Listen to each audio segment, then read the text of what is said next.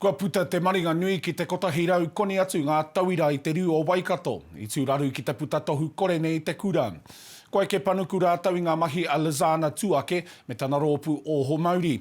Kua tahuri atu ngā tauira tamō kura hei tangata manawa rahi, e whai nei te ara tika i roto i a rātou mahi. Anei a Tāmati Tiananga me tēnei pūrongo. Hea ko manga whai hua nui. They do come from whānau of third generation of unemployment. In its essence, it's really important that Oho Mauri keeps the mana of the whānau intact regardless of their current circumstances. We know that some of our rangatahi are coming from spaces of intergenerational trauma. Koe nei ko te rangatua iwa he te kaumātahi te nui. He Māori te nui ngā o rātou. Kua tipu ake i te kāinga ahurea kore, tautoko kore, e kimi māramatanga na i te ao mātauranga aunoa. Mainstream schooling doesn't have the right resourcing. Relatability is fundamentally important. Koe nei ko ngā mātua o te āpōpō, ko rātou te hunga mahi i wai mari e whai muri te putanga horere i tikura. Ai tā rātou kāore he oranga i te noho pēni hana kore mahi, ko te puka mātauranga hei hoa haere, mō rātou i te ao. I had a hard pathway when I was in school, didn't really know how to cope well in classes.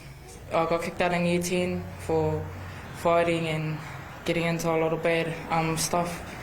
And then I got put into courses and couldn't really cope well in that course. So I got put in this course and then found my way, making it easier in life now. They actually help you. You talk to them about stuff and they'll actually take their time to help you. Whereas if you're at school, you're asking for help, but you're just sitting there most of the class. Hurai o te tau 2020, i te horapatanga o te mate uru tā, ka orokohanga atu a Oho Mauri, kotahi rau 20 katoa, ngā konga. That's why I wake up. Yeah, I know. I can't really comment apart from being really elated and, graduation is amazing, and then seeing their transition, seeing them how they can support their whānau and contribute back to their own space. It's really rewarding.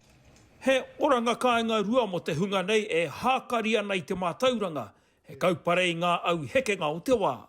He aiki ngenei pia, mā rātou anō tō rātou whare i te ao nei e hanga, e utu anō hoki. Tāmati Tiananga, te ao mārama.